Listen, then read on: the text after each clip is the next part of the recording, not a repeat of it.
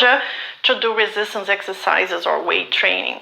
But now, there is strong evidence that this kind of exercise is really beneficial for people with fibromyalgia. How often should you do it? Start with 1 day a week and increase to 3 days a week.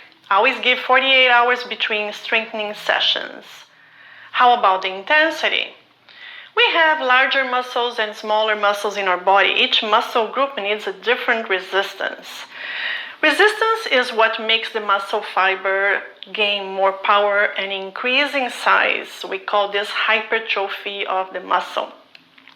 We start with very little resistance and gradually increase it. If you start with a lot of resistance, you may flare.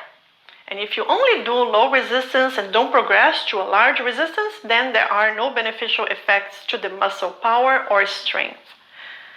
What can we use for resistance? For people with fibromyalgia and other chronic pain conditions like arthritis, back pain, myofascial pain, the best type of resistance is water. When you move a body part in the air offers very little resistance. But if you move a body part under the water, the fluid will resist your movements. That's why we can move very quickly in the air, which offers low resistance, and very slow in the water because the water offers a lot of resistance. But if you don't have access to a tank of water or pool, then you need to find other ways to do resistance exercises. Let me give you some examples. Resistance bands.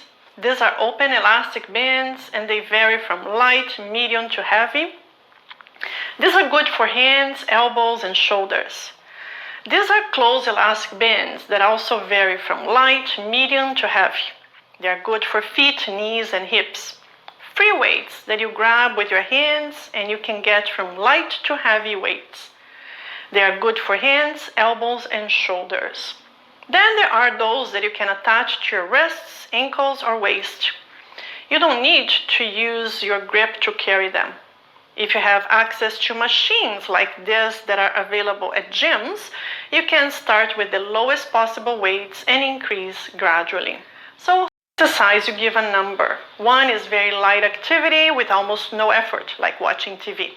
2 to 3 means light activity. You can easily breathe and have a conversation while you're doing this activity. 4 to 6 means moderate activity. You can do this activity for hours, but breathing is heavy, and you can only hold a short conversation to be able to catch your breath. 7 to 8 means vigorous activity. It's almost on the verge of becoming uncomfortable. You are short of breath and can only speak a sentence. 9 means it's very hard. It's difficult for you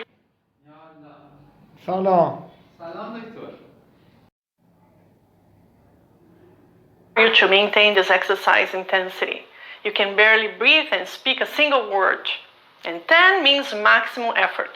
It is impossible to keep going. You are completely out of breath and unable to talk. So once you know your maximum resistance level, you can start a plan of gradually increasing the resistance levels. You should be training around level 6. Divide your body into major muscle groups: shoulders, arms, back, hips, and legs. Each muscle group can perform various movements. So for each of these major muscle groups,